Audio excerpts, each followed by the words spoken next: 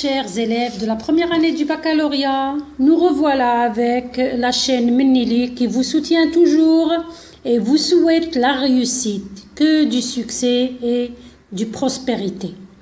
Suivez Minnilik et partagez-la avec vos amis, vous serez toujours les bienvenus. Et en réponse à la demande de certains d'entre vous, j'ai le plaisir de vous présenter une étude de l'œuvre Antigone, espérant que ceci vous aidera dans votre examen. On va commencer d'abord par définir le genre de cette œuvre. Il s'agit d'une tragédie moderne. Que veut dire une tragédie moderne?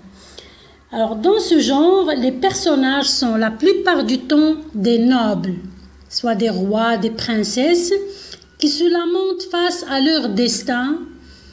L'époque de la tragédie est biblique ou antique. Elle se déroule souvent dans un lieu unique, comme une pièce d'un palais, et dure au minimum une journée. Très bien. L'œuvre d'Antigone a été écrite par Jean Anouilh. Les œuvres de cet écrivain, vous avez Le Voyage sans bagage, Eurydice. Le siècle, c'est le XXe siècle. Très bien. Les deux situations principales dans cette œuvre.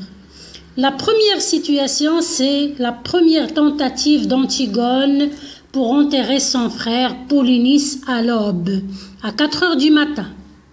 Les personnages présents, la nourrice, Ismène, Aimant.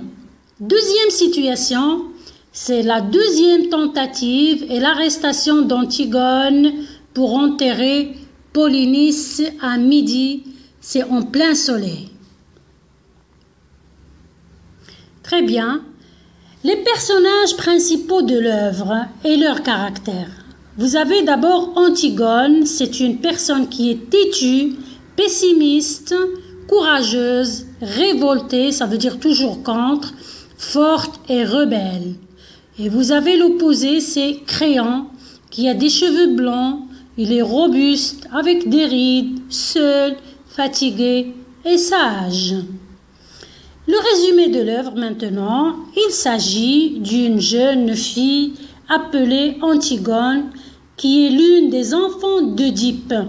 Ce dernier a épousé sa propre mère, Jocaste. Elle est la sœur d'Ismène, Éthéocle et Polynice. Ses frères se disputent pour le trône et s'entretuent. Créon, leur oncle, c'est un oncle maternel. Il prend le pouvoir et il ordonne des funérailles officielles pour Éthéocle et interdit d'enterrer Polynice. Mais Antigone ne respecte pas sa loi.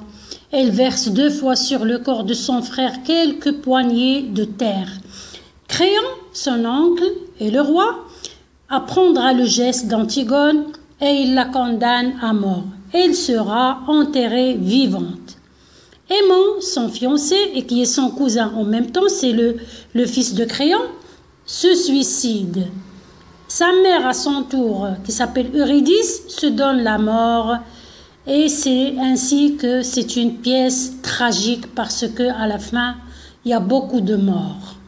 J'espère que ceci va vous éclaircir les choses et va vous servir dans votre examen.